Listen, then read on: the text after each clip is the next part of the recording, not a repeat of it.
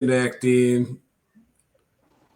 And we're live It's live. with Captain Jackson. I didn't tell you what I was gonna ask you, Jackson, but I'm gonna ask you now. What happened when you busted that fish off the other day? I didn't check my drag before I set it out. There's the only one I didn't check, so that's the one he hit. You could smell it. You could smell the grease of your drag washer squished together, and you knew that one was too tight. It was pretty tight. I had to wrap both hands up in line to pull it out. You can't have good without bad though. You got a monster the day before though, didn't you? Yeah, we had 82 the day before. Hell yeah. Is that bigger than any your dad's caught this year? I believe so. Well, it's time to stop the year. We're done. We'll start over tomorrow. Ryan, do you want to do the Flathead challenge again this year? You Yeah. still owe me you don't really owe me a case of beer because we've drank plenty of beers, but I think I bought that case 8 or 9 times and we've drank it, but I've never signed it. yeah. See, you just gotta sign the next one. Do you want to do the Flathead thing again? Yeah, absolutely. I mean, I'll be you're out gonna on the water a lot more this year. That's what I'm saying. It'll be a little more fair, even though it won't really be fair, but it'll be a little more fair. Yeah, we always bet a case of beer on the biggest flathead of the year. But No, it's got to be Iowa, and it's got to be small rivers. No. Yeah, You just made that one up. We never agreed to that one. I know, but that's what makes it fair if it's Iowa and small rivers. Because you got a jet boat this year. Mm-hmm. I don't go to Missouri and Mississippi and shit all the time. I don't go all the time. I just take advantage when I do. That's your biggest one that Mike hauled in. That won you the case of beer was your Missouri Flathead. No, that was the Des Moines River one. Oh, I don't think so. I think it was the trip you took Mike out on Missouri River.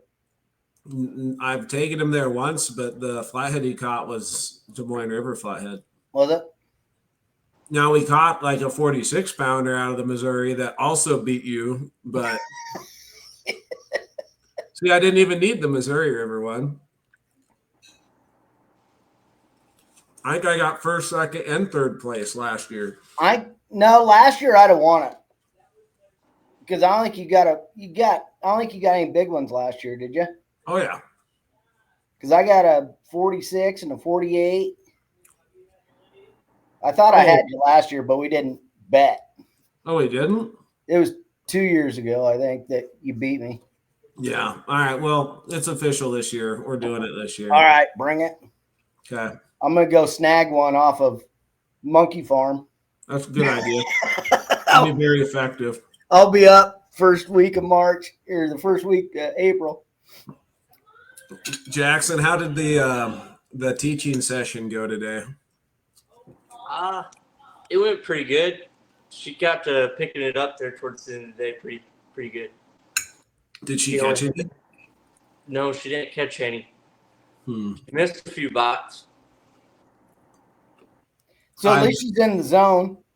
Yeah. Right. She's wanting to bump with one hand and then try to reach across the top of the reel to engage the reel. Just not very efficient on the hook set part yet. Ryan has to put his beer down, then do that, and that's not very efficient. Well, the first bumping bite I ever had, it about pulled me in the freaking water.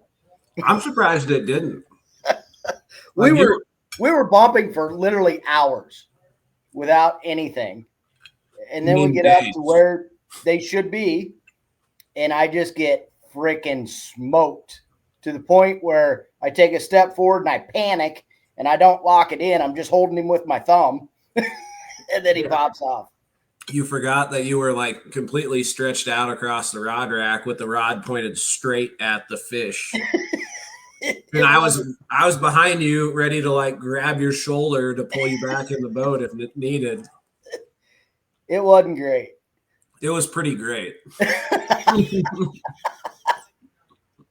had my little brother do that in a tournament one time. He had one just take off running with it, and he put both thumbs on the spool instead of engaging the reel, and it's just burning his thumb. It just startled him out of nowhere, and he just never engaged the reel, so it never hooked up. It sounds kind of like my brother. That one time we went bumping, and he's getting the hang of it. He's walking the bait really, really good, and then he looks over at me. He's like, "There's something wrong with the reel." And I look over, and line is just flying off of the reel under his thumb. I'm like, "Turn the handle!" And by the time I reach over to turn the handle for him, the fish drops the bait. But he was probably running with it for 10 seconds, the longest 10 seconds of your life. But yeah. there's something wrong with the reel. So how did fishing go Sunday, right? I never made it out. Saturday I ended up changing the oil in my truck and getting it all ready. And then I went to Des Moines and had a little birthday celebration with my brother and a bunch of buddies. Mm-hmm. So we had a good time. And then Sunday I just dialed in the boat. So it's 1,000% ready. It just hadn't been on the water yet. Gotcha. Wait, did I text you for your birthday? Was your birthday happened? Yeah, it was last Thursday. Yeah, I think you texted me. Pretty sure you did. Or sent me a message or something. Happy birthday. Thanks. Happy birthday. Yeah. Thank you. Well, that's good. Today was my project day.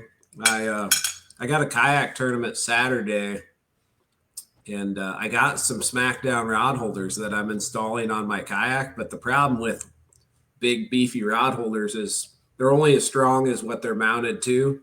So if you just have it mounted to directly to the kayak, they're kind of flimsy.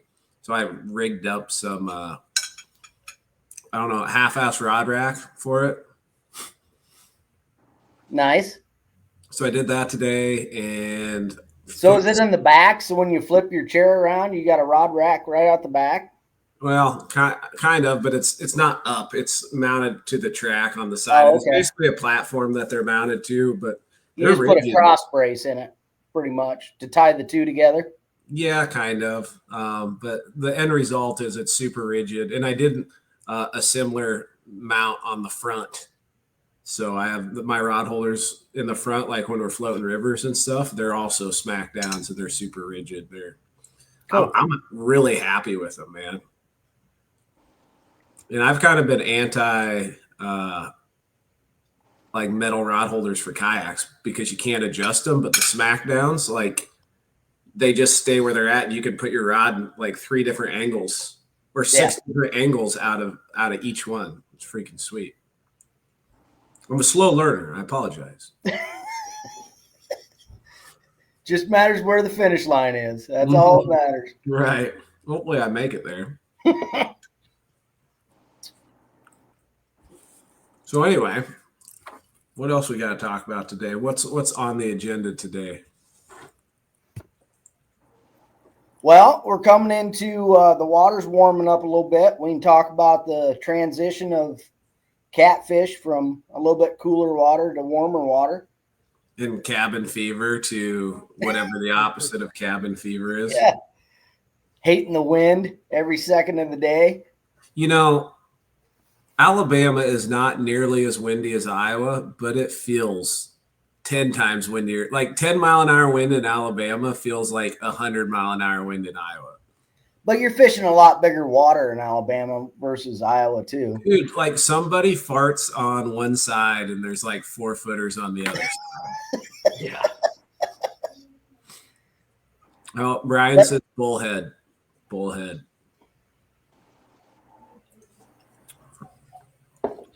But yeah, and in Iowa, you know, you're on the stretch of a river. You can usually find a bend that's at least halfway protected and kind of anchor up and hopefully find something.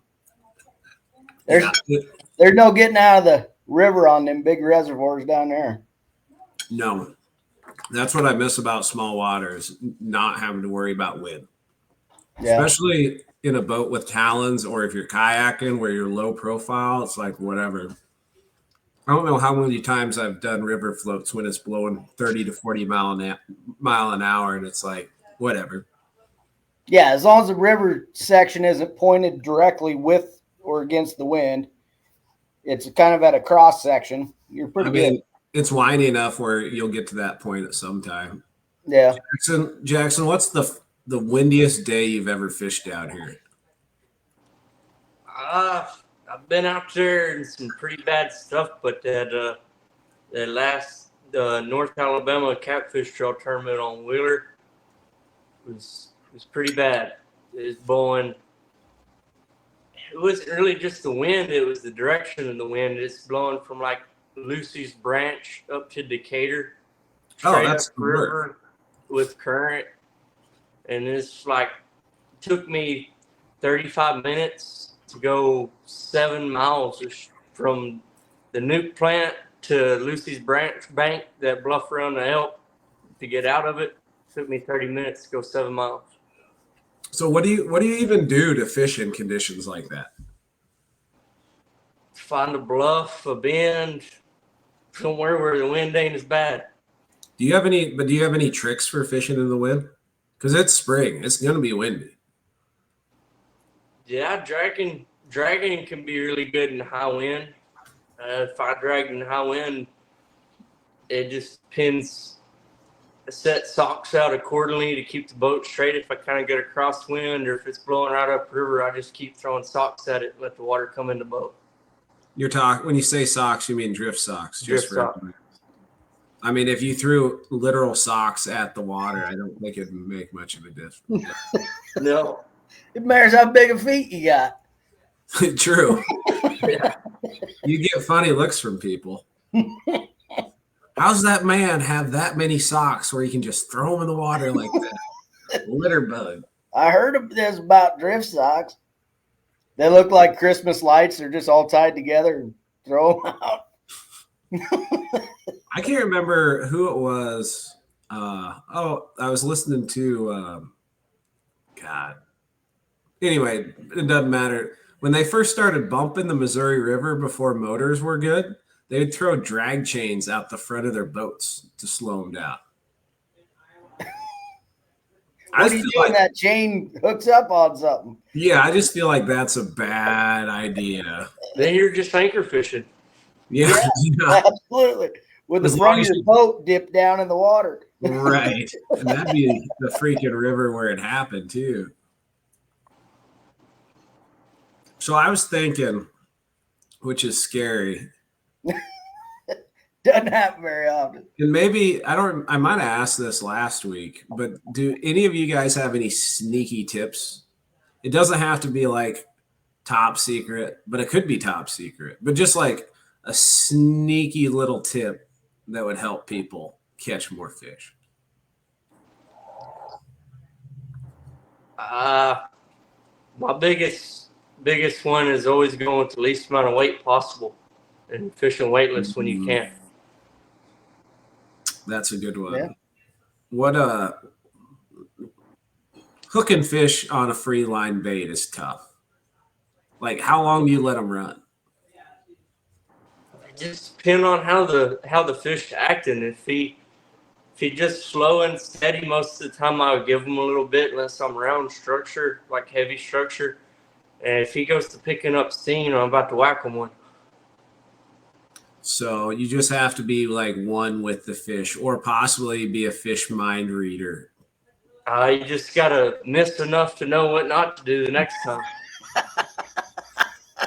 So you're circle hooking when you're free lining? Yeah. Yeah, I don't ever jerk or anything. I'll just push the drag up and just real fast and kind of sweep back a little bit. And get them. Get them. My sneak is on the subject of circle hooks. I'd say number one thing, match your circle hook size to your bait. But the second one is use the biggest hook you can get away with, because the bigger the gap, the better they hook up. Yeah. I mean, there's something to be saying to big baits and the hook. You know, big baits a lot of times get hit by big fish, but a lot of times they miss too because there's not enough gap showing. Yeah. I think it mainly applies to circle hooks. Jays, you can kind of get away with a little bit smaller hook, but that big gap, like if I can use a 10-aught, I use a 10-aught as much as I can for this. Like I use as big a bait. When I'm using a big bait, I use a 10-aught or a 12-aught. I'll never use an 8-aught. But then, man, I'm all over the place. You can tell I've been up for a while. I was on the water for 12 hours yesterday, and then fought the wind for another 4 this morning before I came back and got right to work. But moral of the story is you want your hook to not impact like the naturalness of the bait. You want your bait to be floating around doing its thing. But you still need as big of a hook as you can use where it won't impact the natural look of the bait, or if it's a live bait, how much it's gonna wiggle and waggle. Yeah, I mean, and this time of year, are you upsizing baits yet down there, or are you still staying pretty small? I caught some skips for the first time in a while, so I've been using giant ass baits. I use What's pretty your large water temp? bait year round. What's that, Jackson? I use a pretty large bait year round. Well, you use skipjacks year round because you're like the skipjack master. I was fishing gizzard shad today, but they're all like 15, 18 inches long. Those are called bass. Right. I'd prefer them just as much as I do skipjack, those jumbo gizzard shad. Yeah, especially when the water's cold. It's too bad we can't use white bass down here. Yeah. Oh, well. What's your sneak, Ryan? Oh, we kind of talked about it last time, and it was when we were with Troy. And Troy talked about, this time of year in Iowa with just ice out, not overlooking the 1 to 3 foot of water for early channel cats and early bites. So I think something, a sneak. You don't have a new sneak? You're recycling sneaks? Well, I just want to remind the viewers of what this recycled question was answered last time. Yeah. But no, I think get away from people. If there's, let's say right now, everybody is fishing dams around Iowa. Like you go to Saylorville Dam and there's 50 to 150 people there at all times. Find the next deepest hole downstream because all those fish are going to feel that pressure. They're going to get the hell out of there. You're going to have a lot better luck getting away from the crowd. I always tell my buddies, if we can smell their weed, we're too close. That's advice to live by. You got to move far enough away that you can't smell their weed. I kind of fish that way, trying to get away from people. My problem that I get into, though, is sometimes it is better to fish amongst the crowd. I just can't bring myself to do it. It seems like spring and fall, when they're really concentrated at the dams or a certain public area, it kind of plays out even more. If you just move down out of their way, the fish will come to you sooner or later. Yeah, you got to find the dumb ones.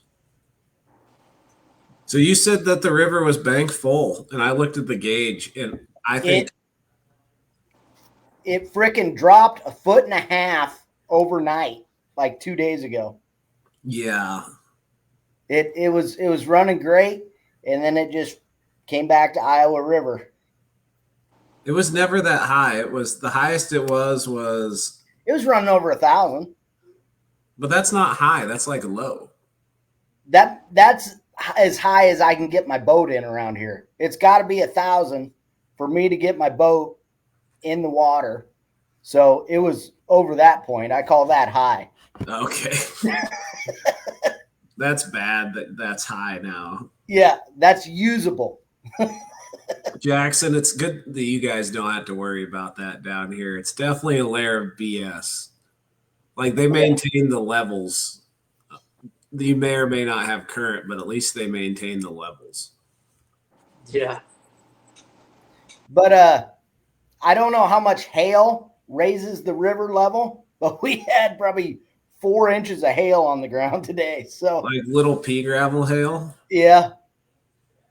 But we did probably get 2 inches of rain and probably, I don't know, an inch or so of snow. So it should shoot back up for a little bit. Why is it not doing anything? I'm looking at the gauge right now and it's doing nothing. Really? Yeah, it started about 3:30 this morning. The rain and hail started. Weird. So it should be on the way up. It ain't doing nothing nowhere. Huh. Stupid water. Ooh, Joel has a good question. Do you think the Iowa levels now are the new normal? I hope not.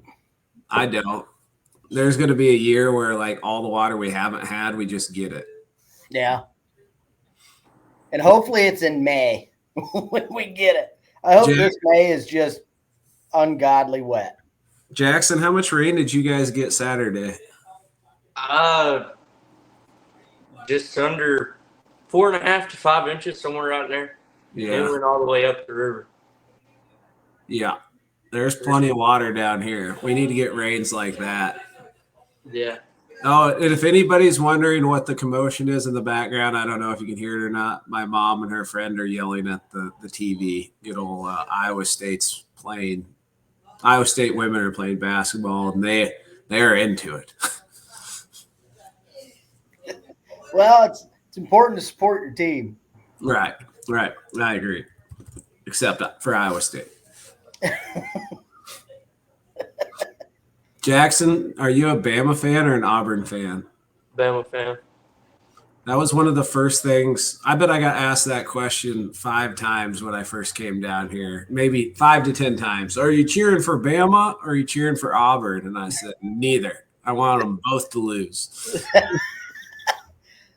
Because that was going to determine how they react to you. Yeah, that was not that. I mean, there was a wrong answer, and I created a second wrong answer. Yeah. I'm pretty good at making sure nobody's happy. Lots of That's right. Just be consistent. What do you think is more ridiculous, the rivalry between Auburn and Alabama or the bass fishing culture, Jackson? Probably the in-state rivalry. It's crazier than the bass fishing dudes. Yeah, I mean, I don't remember how many years ago, but one year after the Iron Bowl, guy got arrested for poisoning trees on the Auburn campus.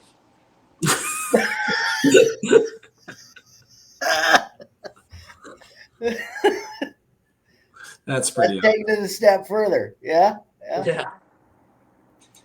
I mean, better than their dogs, I guess, but still.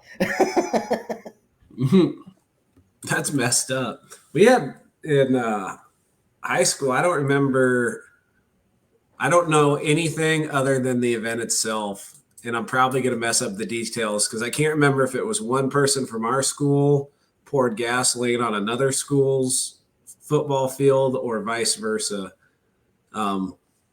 But somebody poured gasoline in the other school's mascot on the football field. So it burned up. Well, I mean, you don't have to light it. Just the gas kills the grass. And it was something like that. With the price of gas, you don't have to worry about that happening anymore. That's true. and nobody's going to egg any houses anytime soon either. Although those are coming back down, thankfully. Yeah. I'm a breakfast guy, and these egg prices are just making me sad. I know.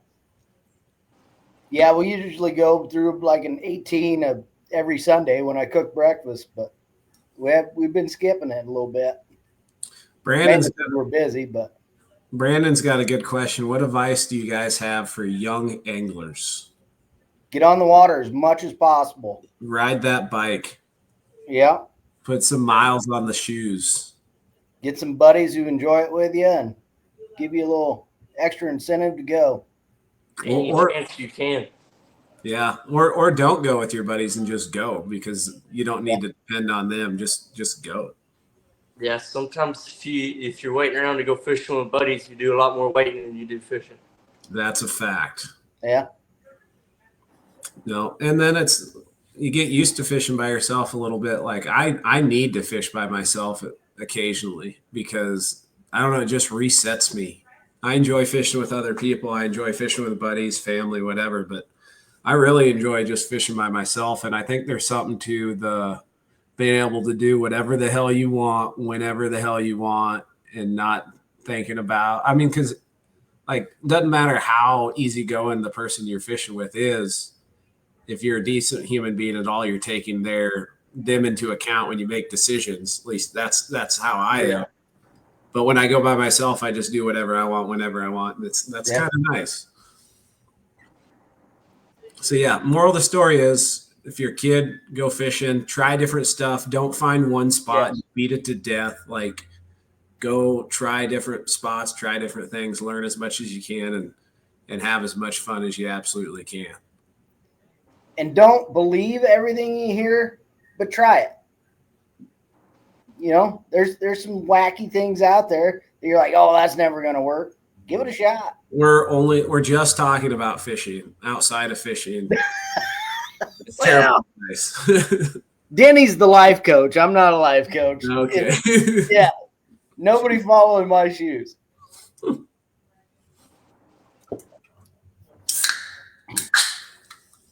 Joel's got a bank fishing question. Castable depth finders. You ever tried them? I haven't. I think my son's got one. I've seen one. I mean, most of the water I'm bank fishing, you can read it, you know? Yeah. Like, you look at the current and have a good idea of where the depth is, and you don't have to worry about depth finders. Do they show fish or just depth? They do, but they're like, they show the little fishy symbols. Little fish icons? Yeah. I'm just kind of anti-excess. Says a guy with 216s and talons. But they're all functional. They are. You know, like, and I don't have to carry them. So when I think of excess, I think of shit I have to carry. And I don't have to carry a fish finder. I don't have to carry talons, you know, like, they're on the boat. I'm carrying the boat either way, and they're attached. So if it's bolted to the boat, then it's not excess to a degree, I guess. Because when we go camping together, your 20-foot boat was filled to the top. None of that was excess. But that's not all my stuff. I bring less stuff camping than you do. I bring one bag. And it's got my cot, it's got my sleeping bag, it's got my pillow, fire starting stuff, cooking stuff. Well, you're always filming, so I got to have my makeup, I got to have my curling iron, I got to look good. The curling iron obviously proves that's BS. Although when my hair grows out, it does have that nice flip to it. But that's all natural. Catches the sun. That's hair by Suzuki. What's something you always got to have on the water, Jackson? Water. Don't want to die. That's a good idea. I drink more water while I'm on the water than I do off the water. You know, and my thought immediately goes to, it's my dog never drinks water when he's on a boat. But he gets off. He's thirsty as hell. Dude, it's funny. Like, we get to the house and he just polishes off the water dish and then immediately has to pee. He hasn't died yet. I mean, I think I can count on one hand how many times he's drank water in the boat. Huh. Yeah. He's a weird He's on the boat more than I am. Yeah. Larry, I did not spend 14 days. I've spent 14 consecutive days on the river, but not camping on the river. I'm trying to think what's the most days I've camped on the river. That'd take a lot of prep work. I've done 7 days on the beach, or was it 10? No, I did 10 days on South Padre Island. Not ever leaving the beach? like to get supplies or anything? I left to go get a shower at the campground, and I think I got Whataburger somewhere in there. But other than that, I just camped out of my truck on the beach for 10 days. Yeah, that's pretty hardcore. And then drove back to Iowa. So yeah, I've done 7-day stints on the beach twice. I've done a 10-day segmented stint on the beach, and then and I think 4 days on the river is the longest I've ever done on the river. 4 days on a river's quite a bit. This last one when we were in Florida, it was I could have went another day or two, no problem. Yeah. We did leave to go resupply, but we slept on the river every night. It was awesome. The weather was awesome. The bugs weren't bad, and that was good. That makes a huge difference, freaking bugs. Yeah, the bugs and lightning are about the only two things that'll send me home.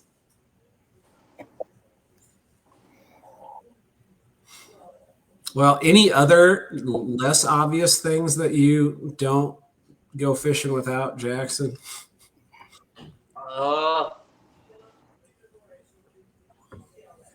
That's obvious. Toilet paper. Ryan, how many rolls of toilet paper do you bring when you go fishing? I've always got at least 2 on my boat, 1 in my backpack, and 1 in the truck. I mean, that's just the way it is. And they're necessary. Yeah. I shit 3 times every morning. If I want to or not. Me and a buddy are doing a 3-day river trip. We're both getting the Bonafide XTR.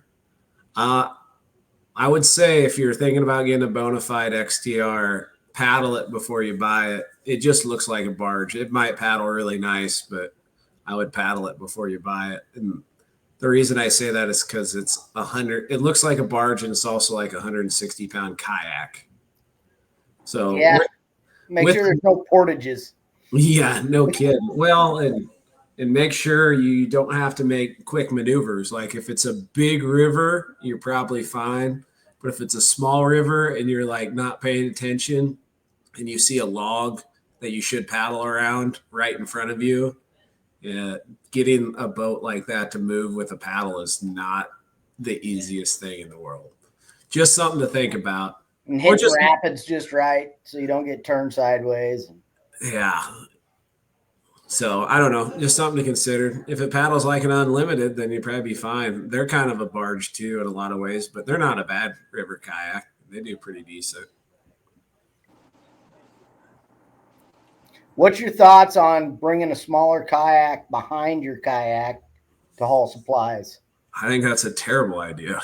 That's why I had a guy ask me that, and I'm like, I don't think that would work at all. It'd be a great way to get hung up on a tree branch. Yeah. And then it would definitely affect how well you can turn. What are your thoughts about dragging one behind you? Well, that's what I told him. I said, I don't think he'd be able to control it. I think it turns sideways when the current switches. I think it'd be trying to push in front of you. You'd be fighting it the whole time. Yeah. Have you ever drug like one of the flow-through troll live bait things in a kayak? Yeah, I've done it a few times. I don't remember it affecting it too bad, but it'd be way different dragging a kayak behind you. I guess I've had Ella grab the back of my kayak and try to get a free ride, and I always like poke her with the paddle to get away. Ain't no free rides here. That's right. Earn it. Jackson, when's your next tournament? This Saturday. What one's this Saturday? NACT on Wilson.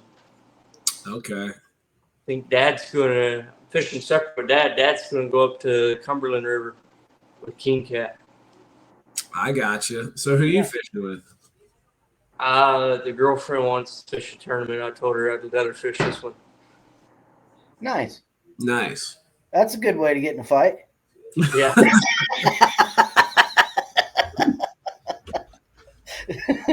She'll be an expert before the day's over, and she'll let you know about it. Yeah. I hope you guys win. Yeah, me too. Her PB's 79, and she caught that the second time she ever went out with me, like her third or fourth blue cat ever. That's the way it usually goes. Yep. She lets me know all the time that she caught a 79 pounder. Mm. And I sent her a picture of 50 or something, and she's like, "That's not as big as my fish." Yeah, if a guy could count on his PB every tournament, that'd be pretty sweet. Yeah, do it twice. That's the one thing I have to remind myself with a lot of these big tournaments. In order to win the tournament, I would have to have the best day of catfishing I've ever had. That's pretty impressive. Yeah. And how many guys can do that all the time? My PB came in a NACT event on Wilson in March. Wait, what? My PB came in a NACT event in March on Wilson. So you should. 83. So he looks forward to this event every year. Right. Yeah. We had 171 pound in our 3. That's not bad. That's not bad. We had throwing 50s back. 83 and 74, 50 and a 49 that day, and then 2 or 3 underfish. Was that a day where everybody pounded on them, or did you guys just blow everyone away? There's another good bag or two. I can't remember really what took second and third, but I know it was a pretty large gap, which you don't see a 170-pound bag every day. I've seen you guys do that twice. Seems like every day there's a tournament that I fish, I see you guys do that. Well, Spencer's the lucky charm. Yeah. You need to pay his entry fee into every tournament just so you can bag 170 pounds. Yeah. We'll work out a deal. The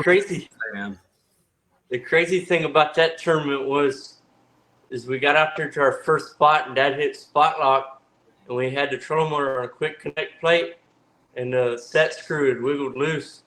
So when the boat goes to catch up the spot lock, the trolling motor goes off the front, goes completely in the water. The only thing that's holding it on is the Ethernet cable to the depth finder. Oh, jeez. So we throwed out the anchor rope, and while we was fixing that, and caught the 74 off the rope. Straight old school. I like That's it. Right. That's the way it planned. That was plan A. Yeah. Have you ever thought about fish being bothered by a trolling motor and just throw out the anchor to I have, especially in shallow water. Yeah. Or either I like to set farther away when I'm in shallow water. No, I'm with you on that. I also struggle with, so when you say shallow water, throwing out the anchor, how deep are you talking? Like 7-8 foot and less. Okay. Other than above that, you're always spot locking? Yeah, and a lot of times I'll spot lock in the shallower stuff too. I just set further away. Or if it's pretty calm, if it's real windy, I'll throw the anchor. Or if I know the trolling motor's going to be doing a lot of moving and stuff, power pole down, push a rod in the water and tie off to it in the mud, pull up on a bank, something like that. Yeah. Ryan Casey, he was on a podcast, which if anybody listening to this doesn't know who he is, he's worth a Google. He runs a giant guide service in St. Louis area, but before that he did very well in a bunch of different tournaments. But they've talked about going back to just traditional anchoring instead of spot locking because they think the hum of the trolling motor is spooking fish. I mean, I think a lot would depend on depth and current. You know, you get a lot of current, you got a lot of noise going through there anyway. It wouldn't be as noticeable as if it was calmer. I mean, maybe, but how many times do you cast a bait out, it touches the bottom and the rod caves? Like, they're aware enough where they hear a 2-ounce sinker hit the bottom in current with leaves and shit floating down river, and they're on it in seconds. And you can't tell me that fish isn't aware of a trolling motor. Yeah. Well, they're aware of just you being there. Right. I mean, you're not very ninja-like at times. I am. You're not. Skip, get down. I wear Crocs. I have shoes. One thing that makes a lot of noise that people don't think about is your transducer ping. Oh, a million. If you got a brand new transducer and you're in a 20-foot boat, you can hear it clicking if you got real good ears sitting in the driver's seat. You ever dunked your head underwater and heard it clicking? I've jumped out of the boat swimming in the summertime before and been right there beside the boat, and you can hear it. And if you get close enough, you can feel it. There's a frequency, and I don't remember what frequency it is, that catfish can't hear. And one of the sonar frequencies lined up with that, and I'd have to do a little more research on it. But I think it was one of the higher ones. So what's the lower frequency is 455, the high one's like 800 something, and I think the 800 something is outside their ability to hear. Be like people with a dog whistle. Yeah. Huh. The lower your frequency, it's louder and it's stronger, but it doesn't show up as clear. It's a better picture. Right. I use hummingbirds, so I use a lot of mega. It's like 1,200, I think. I'm not sure. I think it's over 1,000, 1,200, somewhere right in there. Sounds right. But if you were to only use one portion of your sonar, like let's say live or side imaging or down imaging or 3D or 2D, what if you could only use one, like for a whole tournament, what are you using? Side image. My graphs at 85 to 90% of the time, mine stays in a split 50-50 screen where the top screen's my lake charts and my bottom screen side imaging. Ryan, how's your side imaging going? Do what? Ryan's side imaging is really good on his boat. It's not at all. But like you said, I've got a new battery just for my graph this year, and I'm going to rerun my wire so it's away from every other wire. I'm going to encase it in some PVC to see if it's interference or what the hell's causing it. You want to buy my Lowrance? Yeah, actually. I was going to get a hummingbird, but I'm definitely getting a new graph. I don't know how I'm going to end up distributing mine. Hopefully somebody just buys my boat and they can have the graph on it. Might even work out a deal for waypoints, but we'll see. That'd be worth more than the boat. Maybe. Not worth as much as Jackson's waypoints, but they'll just look at it and be like, what's a bat? Yeah. It's a big ass tree. What's a bob? It's a big old brush pile, man. Come on. Come on. This is day one shit. Acronyms are so much fun. When y'all running side scan, what do y'all normally run on range? Like how far out do you run your side scan? Oh, mine's all depth related. I do as narrow as I can get away with, because the narrower it is, the easier it is to see the details. So if I'm in 40 feet of water, I'm probably 100, unless I'm right on a ledge. Like if I'm scanning right at the base of a super steep ledge, I might drop her down to 80 just so I can really, really look at the timber, And then on flats, the shallower you get, the less you can see. I don't know. So I keep it as low as I can and still see what I want to see. Most of my rivers are 40 foot wide, so right.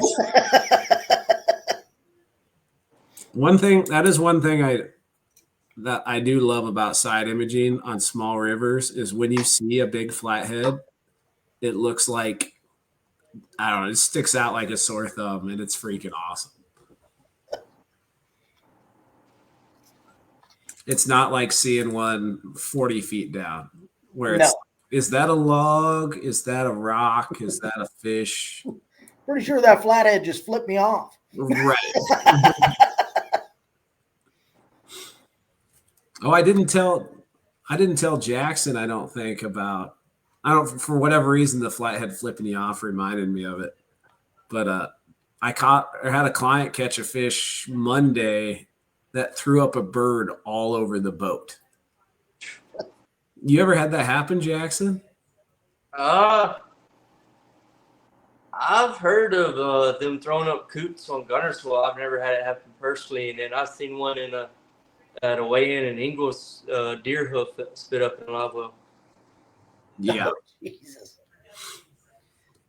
But, hopefully he was big enough to swallow that whole deer. Probably somebody's straps that they throw it off a bridge or something like that, I'd imagine.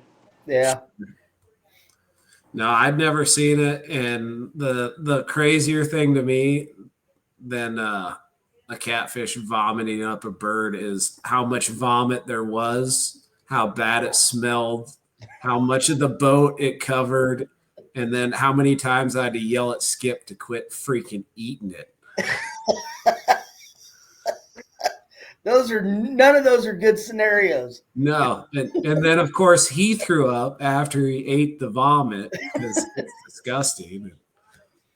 I'm glad I have a wash down pump in my boat, and it's hard to imagine life without one now. Yeah, that scenario definitely would pause the fishing trip. Well, I mean, you could always take a 5-gallon bucket and pour it out on the floor and scrub her down, like, pirates back in the day. But and you can sing a song while you're doing it, like, hi ho, scrubbing bird guts we go, or something like that. I don't know. But the pump is nice. So I if you can put a pump in your boat, I highly recommend it for the odd chance the catfish throws up a bird everywhere. Always be prepared. That's right. The bugs, that was the other thing, because it smelled like shit. So there was just bugs following my boat. There's a freaking just this cloud of bugs following the boat around for the rest of the day. Just SWAT, just all day. That makes guide trips enjoyable. Yeah. Client was a good dude, so that makes it a lot better. I didn't have somebody just complaining about how it stunk the whole time. Like he was a trooper. Yeah. And he was just happy he caught that fish. It was a good one. It was like 52 after it threw up. So who knows what it was. We're around a 75. Yeah. How deep was he? Like, how deep did you catch the fish out of? Was he shallow or? He was right on a ledge in probably 22 to 25. Not that far from a big flock of coots. Yeah. Jackson, do you think they eat live ones, or do you think like some idiot in a boat runs one over and it dies and then they eat the dead one? Probably a mixture of both. I mean, I could definitely see, like the story I heard of the guy that had one throw up, it was during the tournament on Gunnersville, and he had it the same fish threw up 3 coots. So to me, there's no other way, but he's eating live ones if he's got 3 of them. That's a good point. Yeah. I was telling Spencer with those green feet they got dangling down there, I'm sure that'd be pretty easy to see. They're making a lot of commotion. You got to think all the feces and stuff going in the water attracting smaller fish. I mean, it'd be easy pickings for a big catfish come up underneath them. Now, every time I hear a splash in the water, my mind just auto-corrects to, well, a coot just died. Yeah, they're little chartreuse feet, like flipping around like little twister tails down there, just calling them in. I have no doubt at all there's been some largemouth in Gunnersville eat them. Oh, yeah. Seth Hedrick just mentioned or said that the 10-pound. Oh, it was a question. I wonder. Anyway, man, my train of thought is bad today. Coots. Oh, Jackson, have you ever seen coot feet before? Yeah. If anybody listening to this has not seen coot feet, it's worth Googling because it does not match the bird. No, you would never guess seeing them floating along the water. They're a lot taller than what you think they are. They're what? They're taller than you think they are because their legs are a good bit longer than what you'd expect. Yeah, they're like on stilts. Yeah. They're like Skip. My brother calls Skip's legs his sticks. He runs around on sticks. But yeah, coot feet, Google it. You'll either be like, wow, that's really interesting, or be like, Spencer, you're disgusting, and I wish I would have never seen that in my life.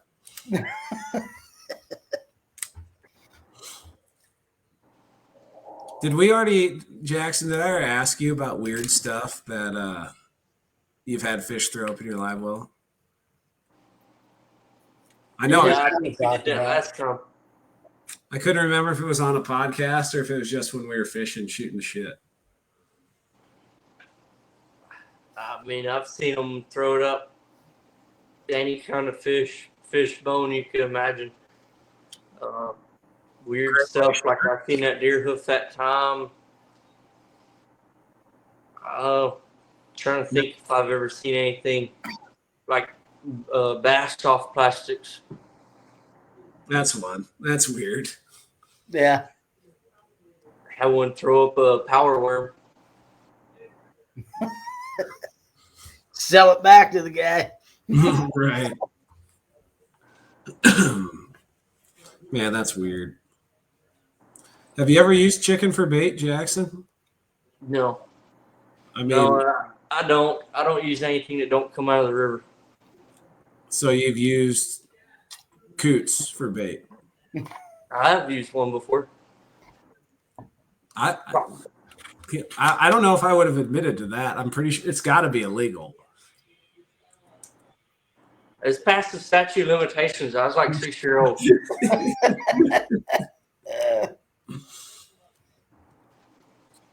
We found it floating, so it was recycling. That's right. Did it catch one? I think we caught one. I want to say it was over 30. I don't know. It's been a long time, but I remember catching one on it. How do you rig a coot? We just got the gizzard out. Oh, gotcha. I was imagining you're using a whole coot.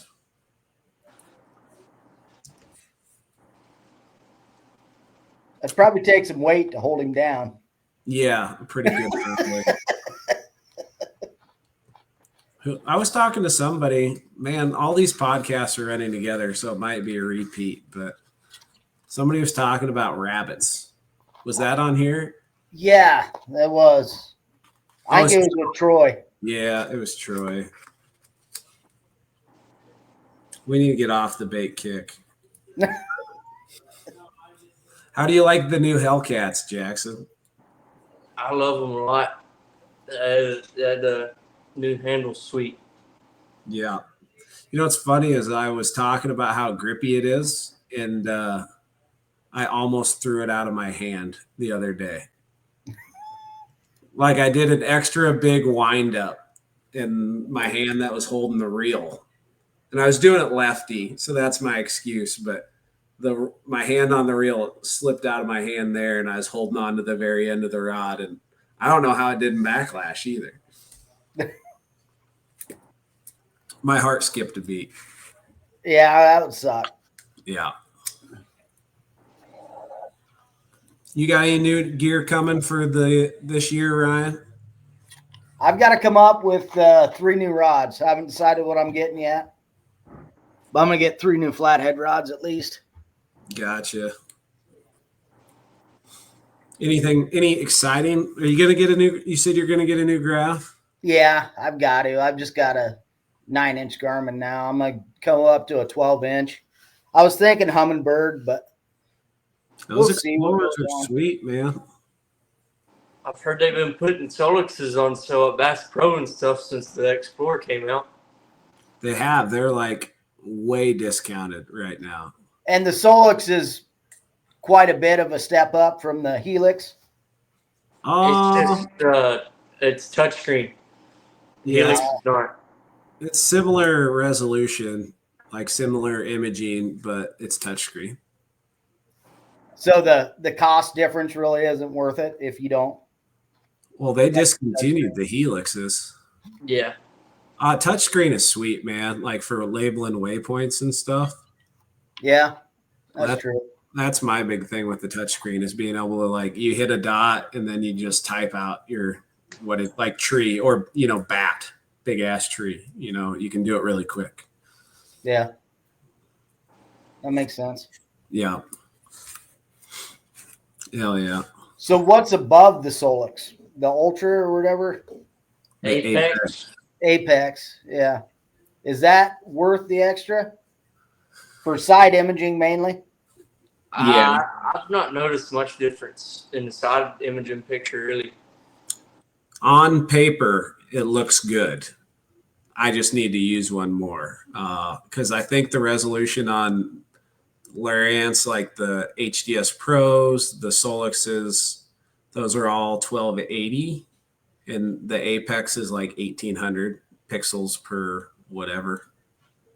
So it's supposed to be a lot crisper. Which would make a big difference if it is. If it is, I just need to be in the boat with them more. I've used both, and I've not really noticed that much of a difference. Fair really, enough. The best way to get more clarity is having the right battery and power setup. Yeah. Getting the right voltage and then tuning in your contrast and knowing what sensitivity to run, like playing around with sensitivity and stuff. And having a level transducer. Yes. That's amazing the difference that makes. Okay. And have it mounted where your prop wash ain't getting in the way. And don't have a 4-ounce sinker smack the middle of your screen. It was only a 1/2 ounce, but yeah, I get what you mean. I was running the guide trip, and we were fishing shallow water for channel cat before it was really flathead time. And he got a channel cat bite and set the hook like he was shark fishing, and that old 1/2 ounce sinker came back and hit the whole right side of my screen, and I'm like, God damn it. They have screen covers you can get. They're like, I do know that now. Yeah. Like $40. And the next one will have one on it. Yeah. Good idea. Well, gentlemen, I'm struggling. And next week will be better, I think. Maybe. I'm about to do a big trip. I'm going to tour the southern half of the country for 2 weeks with just me and my kayak. Hell yeah. We'll see where it takes me. One of my chores today was building a bait tank. So we'll make this my last cast is what I'm getting at right here. So I'm going on a big trip with the intention of catching as many big, ugly brown fish as I possibly can in as many places as I can possibly do it. And maybe even mix some alligator gar in. I'm sure some blue cats will show up. And who knows what the hell else I'll run into. Hopefully I don't get eaten by an alligator. That's priority number one. That's step one. Everywhere I'm going to be, there'll be a lot of alligators. I don't think there'll be crocodiles. Skip is not going because it's just me and my kayak. If I had a little John boat, I'd probably take him, which it makes me really want to get like a 1660 little jet for trips like that, just so I can take Skip. But that's a big price point. I already got him a diesel heater and he doesn't even like me.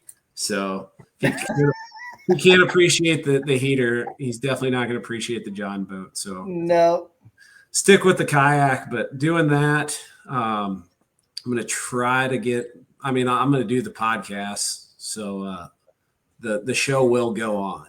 Moral of the story. But yeah, I built a big bait tank so I can haul bait with me and don't have to catch it all. Like when I catch it, I just catch a bunch and then I'm done for a while. Yeah, that's key. Yeah. And then so you're gonna do that for 2 weeks? Yep. I got her. I mean, hopefully Mother Nature allows it to happen. That'll be the big thing, but I got it all set up right now. Hell yeah. And yeah, Joel, I think we'll stick with 7:30 for now. And I might have to move that a little bit depending on what I'm running into, or maybe I might move it forward if I'm on the water and just do the podcast on the water. I might move it back to when I'm off the water, but it'll move around a little bit, but when flathead season comes, it may move completely. Right. Because Wednesdays at 7:30, I'll be on the water. Right. So I don't know. We'll figure it out. Seth, I'm going to go to a bunch of different places. I'm planning on 1, 2, 3, 4, 5 different rivers. 5 different little poopy muddy rivers. And I'm hoping I find the Flathead Promised Land. So that's about 18 portages. At least. Which reminds me, I'm going to write this down. I need a tow rope. Need to make me a tow rope in kayak. Very key for the portages. Yeah. Yeah. So Ryan, what's your last cast, bud? Like I said, last weekend was dedicated to getting everything ready for the season. The only thing I got left, I got to get a new graph and I got to pick up 3 flathead rods, and then I am ready for channel cat and flathead summer. So I'm pumped. I'm excited for this time of year. I'll probably get out depending on weather. I got Stella this weekend. We may take the boat out and do a little maiden voyage for the year and chase some bluegills around, or maybe go down by Des Moines area and chase some white bass or something. But just get out and have fun. Make sure all the wheels are turning properly. Yeah, it's a struggle for me sometimes. Hell yeah. How about you, Jackson? What's your send off for the evening? It's right here towards the start of our flathead season. It's just right around the corner. Any day now, it's going to ramp up. It's current rolling, so we're going to be chasing the big blues as always. Sounds like a good time. I might try to dabble in that before I take off. Hell yeah. All right. Well, appreciate everyone taking the time to listen, taking time to watch, and all that good stuff. And I'll keep you updated the best I can with all the moving parts that is my life. We'll figure it out. But hell yeah. Thanks for listening. Thanks, guys.